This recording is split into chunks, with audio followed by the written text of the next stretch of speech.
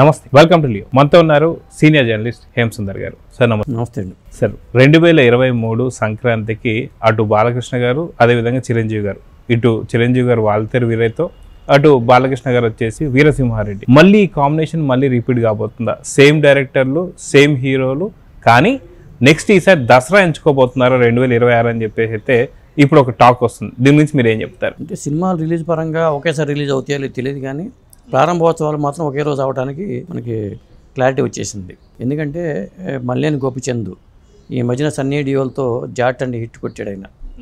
Hindi cinema అది పెద్ద hit అయింది. ఇప్పుడు మళ్ళీ అదే కాంబో, వీరసింహారెడ్డి కాంబో బాలయ్య బాబుతో, బాలయ్య బాబు ఓకే అన్నారని, అది ప్రారంభోత్సవం విజయదశమికి జరగబోతుందనేది ఒక సమాచారం. అది కన్ఫర్మ్ న్యూసే. ఎందుకంటే వాళ్ళ కాంబో ఆల్రెడీ ఉంది కాబట్టి, గతంలో ఆ కాంబినేషన్ కూడా హిట్ అయింది కాబట్టి మళ్ళీ అదే కాంబో రిపీట్ అవడానికి అవకాశం ఉంది. మల్లేని గోపిచంద్ వేరే కమిటీ ప్రాజెక్టు కూడా లేవు కాబట్టి బాలయ్య బాబే మనం చేద్దామని చెప్పి అన్నారనేది ఒక సమాచారం. కాబట్టి అది విజయదశమికి ఓపెనింగ్ జరగబోతుంది, ప్రారంభోత్సవం జరగబోతుంది. ఇక చిరంజీవి గారి విషయానికి వచ్చేసరికి వాల్తేరు వీరయ్య కాంబినేషన్, బాబీ చిరంజీవి గారి అభిమానిగా అన్న సంగతి అందరికీ తెలిసిందే. మళ్ళీ అదే కాంబోలో చిరంజీవి గారు కూడా బాబీకి ఓకే చెప్పారని, సబ్జెక్ట్ ఓకే అయిపోయింది అనేది. ఈ సినిమా ప్రారంభోత్సవం కూడా ఈ 2020 రాబోయే దసరా రోజుని, విజయదశమి రోజుని ప్రారంభోత్సవం జరగబోతుందనేది ఒక సమాచారం అండి. అది అయితే సాధారణంగా దసరా పండుగ అనగానే మనం ఆయుధ పూజలు చేస్తూ ఉంటాం. ఏదైతే సినిమాలు కావచ్చు, లేదంటే మనకు బిజినెస్లు కావచ్చు, లేకపోతే ఇంకేదైనా సరే ఖచ్చితంగా మనకు ఉన్నటువంటి ఒక దాని మీద ఖచ్చితంగా ఆరంభం చేసేది మాత్రం ఖచ్చితంగా విజయదశమికి అని చెప్పేసి దశమి సందర్భంగా మనం చేస్తూ వస్తుంటాం. అదేవిధంగా ఇప్పుడు బాలకృష్ణ గారు, చిరంజీవి గారు ఇద్దరు విజయదశమితో పాటు బాలకృష్ణ గారి కొడుకు సినిమా ఏదైతే మోక్షజ్ఞకు సంబంధించి కూడా సినిమా ఓపెనింగ్ ఉండబోతుందో టాక్ వస్తుంది. అదే దాంట్లో ఎంతవరకు నిజం ఉన్నాను అంటే మోక్షజ్ఞ సినిమా క్రిష్ డైరెక్షన్ అనేది వార్తలు అయితే బయటకు వచ్చినాయి. మళ్ళీ సేమ్ అదే కాంబినేషన్ ఉండబోతుందా లేదా అనే క్లారిటీ అయితే లేదు. కాకపోతే అది సినిమా కూడా ఉంటుంది, ప్యారలల్గా జరగబోతున్నాయి అన్నారు. విజయదశమికి సెంటిమెంట్ ఉంటుంది సినిమా ఫీల్డ్లో. ఇదివరకు అయితే విజయదశమి రోజున చాలా సినిమాల ప్రారంభోత్సవాలు జరిగేవి. ఎందుకంటే అంత మంచి రోజు ఇంకోటి ఉండదనే ఉద్దేశంతో జరుపుతూ ఉంటారు. ఒకవేళ ప్రారంభోత్సవం పెట్టుకుని ఆశ్చర్యపడక్కర్లా, ఆ సినిమా ఓపెనింగ్ కూడా అదే రోజు పెట్టుకోవచ్చు, చెప్పలేం కూడా. ప్యారలల్గానే 2 సినిమాల్లో షూటింగ్లు జరిపే అవకాశం అయితే ఉందంటున్నారు. అంటే ఆల్రెడీ అఖండ 2 షూటింగ్ కంప్లీట్ అయిపోయింది కాబట్టి ఇప్పుడు ఈ 2 సినిమాలని పట్టాలు ఎక్కించేసి ప్యారలల్గా షూటింగ్ చేద్దామనేది మీద బాలయ్య బాబు ఉన్నారనేది ఒక సమాచారం అండి. అదైతే ఇంకా గట్టిగా చెప్పలేం, కానీ మల్లేని గోపిచంద్ బాలయ్య కాంబినేషన్ అయితే కన్ఫర్మ్. బాలకృష్ణ గారు ఒకేసారి 2 సినిమాల్లో యాక్ట్ చేయబోతున్నారు అని చెప్పేసి అయితే కొంత వార్తలు అయితే వస్తున్నాయి. సో దీన్ని ఎలా చూడాలంటారు? ఆయన స్పీడ్ పెంచారు అనుకోవాలండి. అంటే ఏడాదికి 2 సినిమాలు రిలీజ్ ప్లాన్ చేసుకునే దిశగా వెళ్తున్నారు అనిపిస్తుంది. పైగా ఆయన సక్సెస్ మీద ఉన్నప్పుడు సినిమా ఫీల్డ్ ఏంటంటే ఆ సెంటిమెంట్. ఇప్పుడు ఏ ఫీల్డ్లో సక్సెస్ వస్తుందో, ఎలాంటి సినిమా సక్సెస్ అవుతున్నాయో అదే ప్యాటర్న్లో వెళ్ళడం వాళ్ళకి అలవాటు. అందుకనే బాలకృష్ణ గారు ఒక సినిమా తర్వాత ఒక సినిమా కాకుండా కనీసం 2 సినిమాలు ప్యారలల్గా చేద్దామని టార్గెట్తో పెట్టుకున్నట్టుగా ఉంది ఆయన.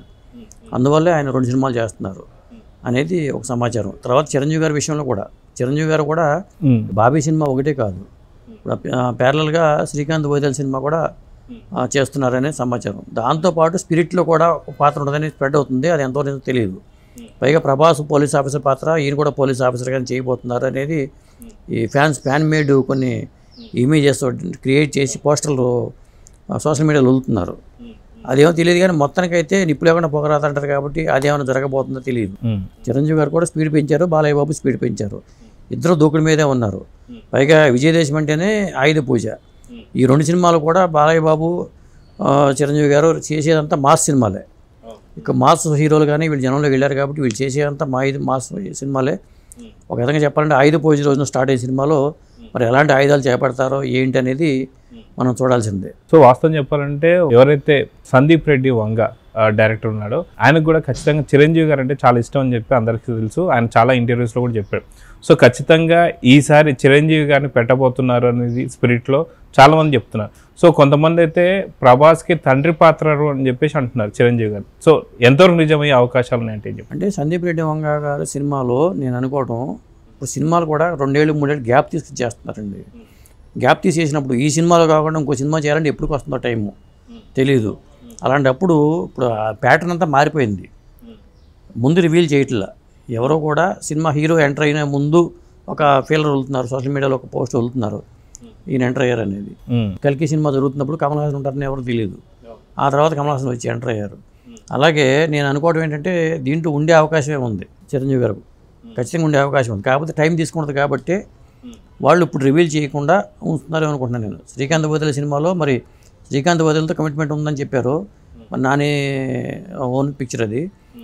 ఈ సినిమా తర్వాత మళ్ళీ శ్రీకాంత్ వదిలితో ఉంటుందా లేదా కూడా తెలియదు, క్లారిటీ లేదు. ఏదేమైనా ఈ విజయదశమికి మాత్రం ప్రారంభోత్సవాల పరంగా చూసుకుంటే చిరంజీవి గారిది ఒక సినిమా కన్ఫర్ము, బాలయ్య బాబుది ఒక సినిమా కన్ఫర్ము.